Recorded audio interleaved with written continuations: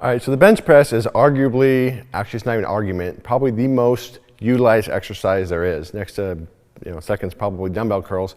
So there's no doubt that whatever your goal, your sport, if you're a coach, you're probably going to be doing the bench press, having athletes do the bench press. And really most people fall into two camps. They either think the bench press is the greatest exercise in the world, or they think it's completely overrated and a waste of time. And I would like to say the bench press probably falls somewhere in the middle. It's a useful exercise. It does work a ton of muscles in the upper body. It obviously has movement in it that correlates to a lot of different activities, but it's not the only exercise that does that, and it does need to be done every single day. So that said, we're going to cover just some basic tips of how to do the bench press properly for athletic purposes. And for most sports, if you looked at Bondarchuk stuff, this exercise, for most athletes, most sports, is going to fall into general developmental. So it's not supposed to simulate the sporting action, but it does tend to move in the same ranges of motion that a lot of sports that use upper body like football do. So we want to make sure that we do it, number one, effectively, and number two, safely. So the key thing here we're going to start out with is just learning how to set up properly. And a proper setup is hugely important because it puts you in the right position to bench press the way we want to bench press for athletic purposes. So the first thing we're going to have Patrick just go ahead and get into position, and we'll point out some of the key things. Okay? First, powerlifters obviously have a very big arch because they're trying to decrease their range of motion and they're trying to get in the most leveraged position possible. For the most part, we want to have somewhat of an arch, but we don't want to arch the way the powerlifter would. So we're going to have a real moderate arch. Some athletes might not have much. But the key thing is we want to learn how to drive our hips and our feet into the ground. So we make solid ground contact and the force is transferred all the way through the body into the bar. The bench press, when done properly, is not an upper body exercise. It really is a total body exercise because it requires strong glutes, strong hamstring, strong calves, a strong core, support by the back. I mean, really everything works in a bench press when done properly. So if you look at Patrick, you'll see he's got very good ground contact. He's driving through his legs. Now, this is one key thing.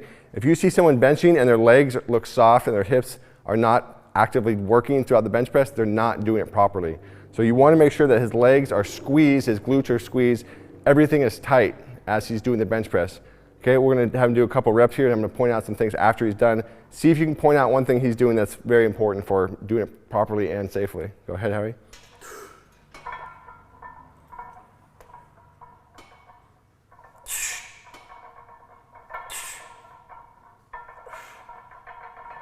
Okay, 4 reps is good. Okay. Okay, one of the most important things, and I'm not sure if you catch it from there, is the position of the shoulder. Okay, bodybuilding bench press is typically a very shoulder high or abducted position. With athletic activities, we don't necessarily want the shoulder in that position because it causes a ton of stress on the shoulder, and it's not necessarily the most athletic way to bench either. Most sports aren't up here. Most sports are inside. If you're throwing a punch with combat sports, if you're coming off the line in football or jamming somebody, your elbows are going to be much closer to your body than a bodybuilding style bench. So we'll give Patrick a second rest, but we want the arms and the elbows generally right around a 45-degree angle for most sports. Okay, this is where you're still going to be strong. You're going to engage the triceps a ton. You're not going to be putting as much stress on the shoulder as you head all the way up, and you're going to be in a good athletic position to do the bench press. So let's watch again. Let's watch his shoulders. Okay, and then the second thing is when he's in that position, he's able to drive the bar straight up and away from him rather than up and top over his eyes, which again, straight away from you is a much more athletic movement. So we're going to look at the position of his shoulders. We're going to look at the bar path, the angle of the bar, and watch him push it up and away from him.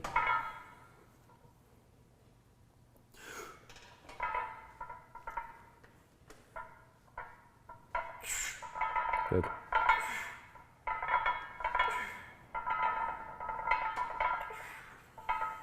Okay. So again, those are really the key points to making the bench press an effective and safe athletic type exercise, a general development exercise. You want good points of contact with the ground. You want your entire legs, your core. You want everything tight throughout the movement from start to finish. You want your elbows roughly around a 45-degree angle from your body most of the time. You want to bench press out in a straight line, and you want to control the movement from the bottom and the top using generally good explosive power to lift the bar. If you really follow those key points and you keep those in mind as you're bench pressing, you're going to end up developing strength that's going to have some carryover into the activities you're doing. And again, it doesn't have to have specific carryover. It's not a specific exercise for most sports, but it will develop that general strength that will carry over and have benefits for central nervous system function and some other areas as well. So let's go to the whiteboard and we'll kind of outline some of the general principles for how we'd actually put together a bench press training program. All right, so if you look at the whiteboard here, or the new glass whiteboard, I should say, we can take a look at just the key points we covered out there in the gym real quick, and that's making sure we keep our elbows at a 45-degree angle to really minimize the damage in the shoulder or any cumulative damage in the shoulder, and make sure we're in a more athletic position when we bench. We want to keep our legs, hips, and our core tight throughout the entire range of motion from start to finish, really from the setup until racking the weight, and that's going to help, again, transfer more into real world athletic movements. And we want to have a controlled explosion. Okay, we want to control the bar throughout the range of motion, and we want to work on the explosive drive through our entire body through the bench press. Okay, now when we turn to the actual programming side of things, this is how do we actually apply the exercise of the bench, or how do we utilize the bench within the greater scheme of a program. And this is kind of how I like to do it. I generally will have the athletes bench twice a week. We'll have one session on a high day, going back to that high-low system we've talked about throughout the past. And that's where we're going to do generally 4 to 6 reps, or 4 to 6 sets of anywhere from 2 to 5 reps. So we're doing a heavier day on that high day, and that's really where the more central nervous system demanding exercises are going to go, and that's where that first bench press session is going to go. Typically, that's going to be earlier in the week. For me, we typically have our athletes' first high days on a Tuesday, so a lot of times that's where that day will be included. Now, the second session we're going to typically use on a low day. Again, that's a much lower central nervous system demanding day. We're going to use much lower intensity exercises, and this is where we're going to do 3 to 4 sets, so 70%, maybe 80% max, sometimes less of the overall volume from day one. And we're going to keep the reps a little bit higher here, okay? 6 to 10 reps on average is where we're going to go. And I'm generally going to keep this structure, this block structure, for 4 to 6 weeks at a time before I will switch out to a different exercise, or I may modify the exercise. More advanced athletes, they can use chains. I typically don't want to use the bands, which a lot of the powerlifters will use for fighters, just because it does place more stress on the shoulder, which we want to be careful of. But typically that 4 to 6 week block for the bench press works really well. And then we'll have a week of lighter loading, and we'll probably alter the exercise, or maybe switch to a different exercise altogether. But there's endless variations and ways you can put the bench press into your program. This is kind of how I like to do it for athletic purposes, like I said. And again, you're not, unless you are a power lifter, you're not training primarily to just drive your bench numbers as high as you can. Your goal is to increase strength through the bench press in the ranges of motion they're going to help carry over, and also to just develop that general central nervous system function, which we call the general preparatory development. And that's what we use these exercises that don't necessarily mimic your sport-specific exercise moves. That's why we use these exercises. So again, that's the bench press, and that's this week's episode of 8 Weeks Out University. We'll see you next time.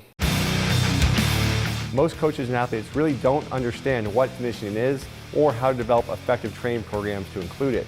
And the truth is that conditioning is often the difference between winning and losing. Conditioning seems to be given short shrift, and nobody speaks about it with confidence like he does. I created the BioForce Certified Conditioning Coach course to solve all these problems and more.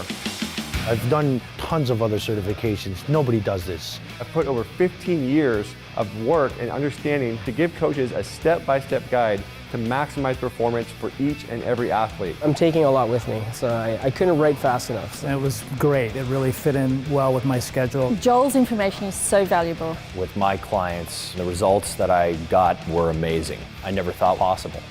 This is the key to winning. This is the key to success. Just beyond my imagination.